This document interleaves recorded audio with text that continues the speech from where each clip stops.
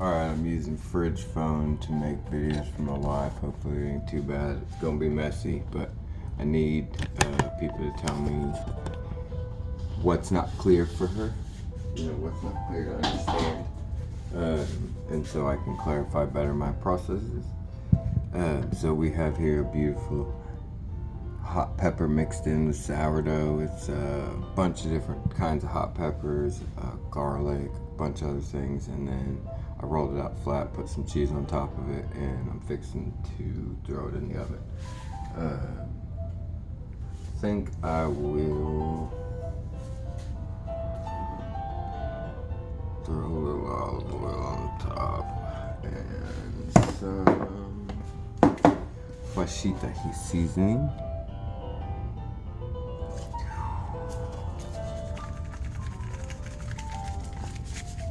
The moist is here, but basically I'm just gonna bake that on what I started off usually at around 500 for about 5-10 minutes, and then turned down to about 350. Especially with a loaf this size. This is just standard bread. With a loaf this size though, it'll take about an hour, basically, to bake completely. So I'm gonna try and be as quick as possible because this is like my daily process. And what I'm trying to show is how these sorts of things, fermenting, sourdough, kombucha, whatever it be. I don't think I'm gonna do kombucha this episode, but I might. Episode? What the hell? I guess you call it an episode. My health issue. But basically just I'm gonna go into fermenting and how it's part of my daily habit, and you know, it seems like a lot, but each individual thing is really, really, really simple, really rewarding, shockingly rewarding. Health-wise, how you feel, what you can add to it. That bread right there is basically inflammation cure. You get that, it'll light you up. You won't feel nothing for a few minutes. All right, so what I got going is I'm gonna do culture some buttermilk, I'm gonna do yogurt, I'm gonna do kefir, and then I got sourdoughs. So we're gonna start off with the buttermilk. It's probably the simplest. So I keep these liter jars when home kitchen, whatever it was called, Big Lots was going out of business. We bought a bunch of these. And so basically, in order to make more buttermilk, if you get buttermilk from the store that says cultured, you just basically, you can measure, and I guess it's in some way important. This is probably a little too high because this is going to expand, but I'm going to mix it up and I'll probably just dump some out. But basically that's all it takes. You just leave this on the counter. Yeah, I'll dump some out and add a little bit more buttermilk because that might not have been. I mean, you're gonna want to, for your culture, they say like a tablespoon to make another small jar for like yogurt, or 4 cups. I think it's a tablespoon for 4 cups of milk to make yogurt cultured. So like, if you buy a yogurt that says cultured on it, oh yeah.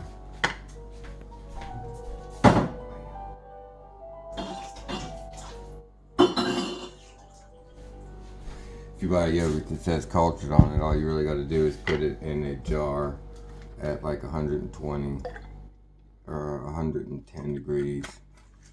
You know, put it with other milk at 110 degrees for 8 hours and you got yogurt. Most people use the small mason jar sizes, this size. A lot of times I use the medium size because then I can divide it in half, add some granola to it, stuff like that, some fruits. So yeah, basically this is done. We're gonna leave this on the counter until it basically turns into buttermilk, and then we put it in the fridge and it slows down a lot, and you can leave it in there for months and months as long as there's no mold on it, no worries. or if it doesn't smell like crap. Like if it smells like something you don't want to eat and you didn't clean your container out properly, your milk had something bad with it, then toss it out immediately. But other than that, I mean, there has been shockingly few issues with this sort of thing as far as health related reports and stuff, so whatever. One thing I will say is if you get Culture's buttermilk from the store, a lot of times you'll only get 2-3 reuses. So like if you use this buttermilk to culture a new batch, it'll work, but you'll probably want to use a little bit more of your old batch because the lab cultures that they use kind of degrade over time. Alright, so this one I'm going to use for yogurt.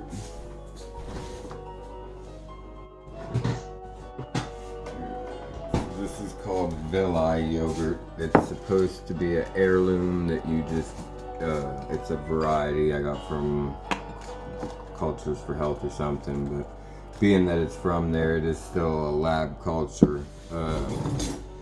And so it might degrade over time, but they're sourced from, you know, some region somewhere. But this particular one was in a book I was interested in because it's supposed to be like a thicker. My first round, it's a little runny. You know, if I get store-bought, you end up getting a lot more of a store-bought yogurt type of a feel. But I'm going to go ahead and stir this up, basically dump it in here and leave it on the counter. This Villi strain is generally around 70 degrees to 80 degrees is all it needs. So as long as your house isn't super hot or super cold, you can just leave this on the counter just like buttermilk. And so store-bought milk, you have to follow a process that there's plenty of recipes on YouTube for. Basically bring your milk up to boil, drop it back down to 110, add your yogurt, and let it sit at 110 degrees for like 8 hours, I think it is, and you have perfect yogurt that looks exactly like it's supposed to.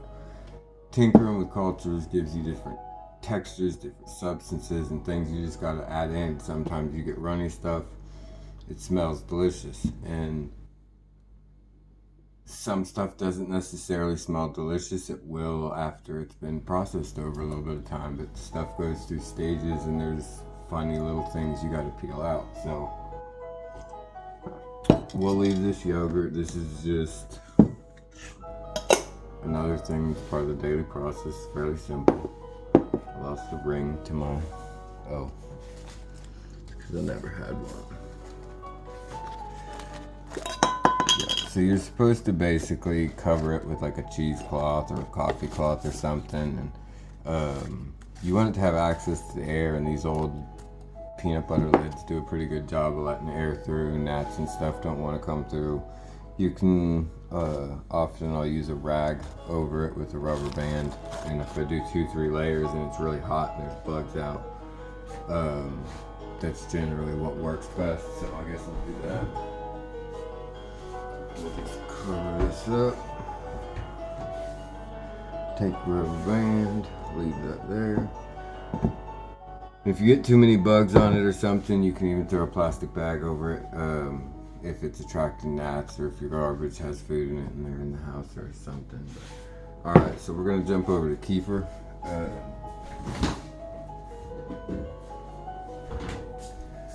This is Kefir. And this is pretty much our go-to as far as milk ferments. It's the one that we need as far as the health benefits. It seems to help both of our digestion more than really anything else. You know, yogurt's great at helping cleanse and stuff and a quick burn through, but it's such a picky strain of bacteria that in your body's temperature, you're 98 degrees and it prefers 80 something. So it can survive, and extreme temperatures will make a bacteria kind of process the food in your gut a little bit quicker.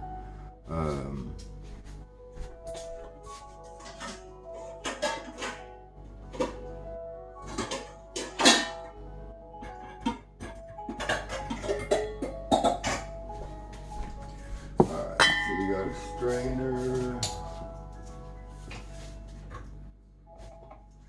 Basically, a strainer, spatula, and a bowl are the three things I use every day for my kefir. And so the texture of kefir is a little odd when you got it. This is overdone. This is too far. But it's still really good. It just means it's really processed, and if you really can't take lactose, this is probably about as far as you want it to go to be able to say it's not going to mess with you. You can do lighter. But basically your grains are here on the top, and this is all milk fats, and this is whey. The product whey is actually more sought after on the market than the milk fats, and so they produce more than they need as far as yogurt, and that's why yogurt's always so cheap, and why I wonder why it's so expensive anymore. But basically, you dump it out. Down in the bottom, it's got some chunkiness to it.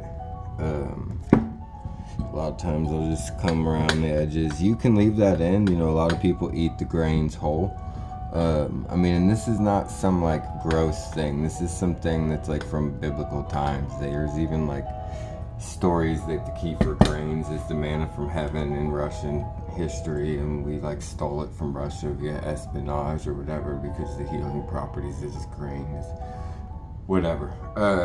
Who really cares? But basically, I just shake it out. You don't have to be gentle with the. You don't have to be gentle with the grains on kefir, milk kefir. Water kefir, I'm just getting life back revived to the ones that I ordered.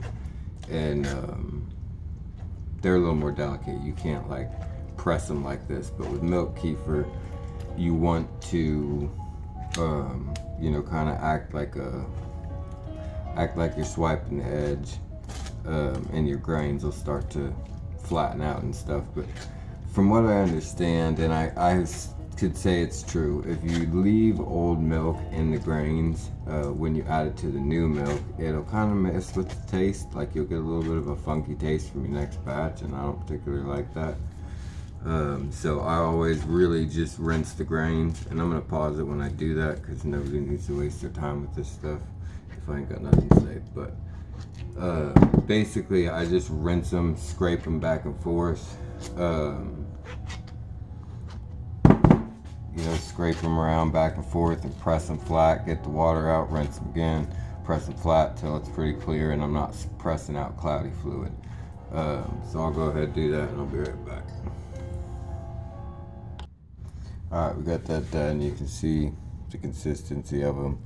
The grains themselves, there's nothing gross about them really. I mean, the idea of it, when you get over the idea of what it is, there's nothing really odd about it. It's just a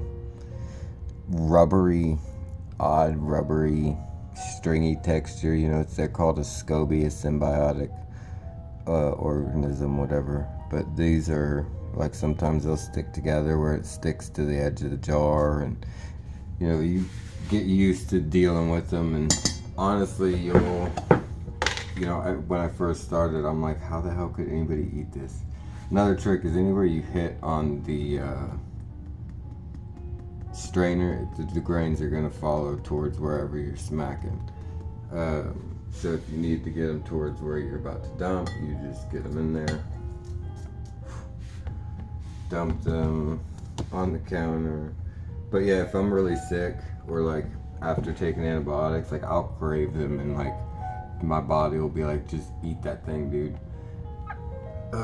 If that's weird, whatever. Alright, so new milk is not bad to get into the old kefir. It's not going to mess it up. It's just getting the old kefir into the new batch. That's done. 24 hours later, 24 to 48, especially in winter, it might be 3 days, but it'll look like what I just pulled out of the fridge because it was going too fast for what I was able to do. I couldn't keep up, so I threw it in the fridge, and now it gives me however long I feel like to deal with it. So what we have left here is basically, you'd probably say it's like yogurt. I mean, it's about like yogurt. And since we need kefir, I'm going to stir this up. But from time to time, I will throw it in a cheesecloth and add some spices and seasoning, you know, turn it into ranch kind of a thing. it goes fast, even in the fridge. You add a bunch of organic matter. It's a ferment, so it's going to bring out the flavors of that organic matter.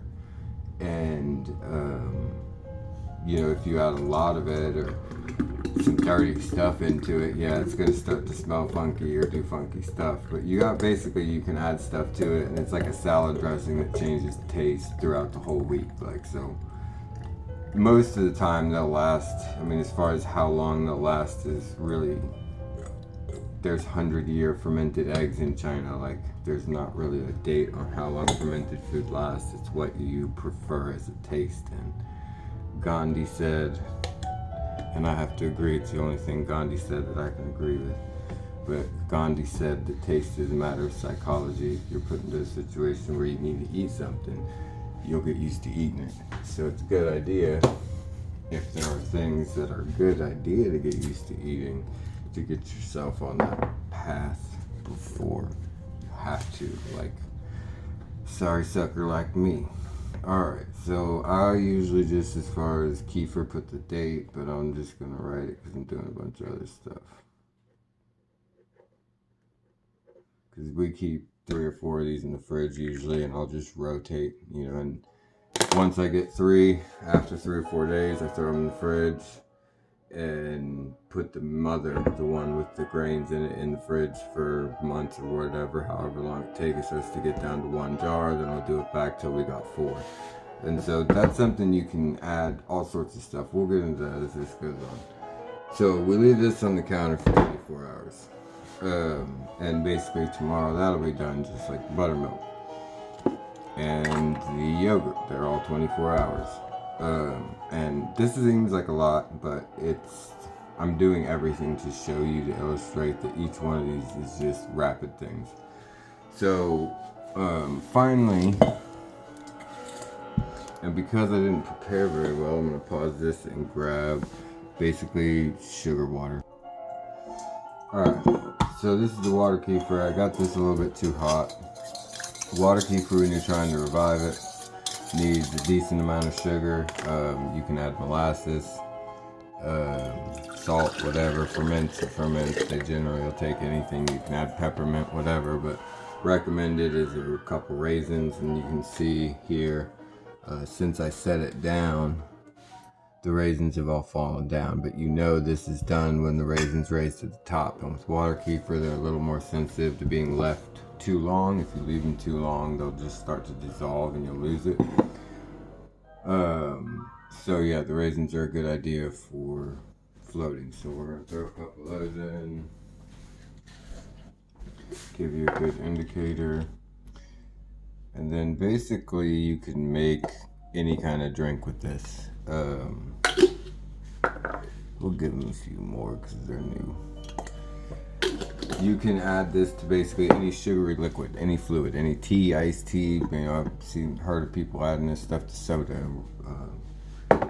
Sometimes it'll kill it, but it'll kill the fermenting process. But people with issues like mine can't have soda. They can apparently add this stuff and let it ferment, and it'll turn into alcohol, gets you messed up, and you can drink it without getting sick. And so a lot of the process of fermenting, one of the biggest things to note is there really isn't fermenting without alcohol production. You either have alcohol or vinegar. That's what happens with all fermentation. But that form of alcohol is like, you know, they say kombucha on average, your maximum is going to be about 5%. I've gotten up to 12, 13%, stuff like that on accident, just during the week.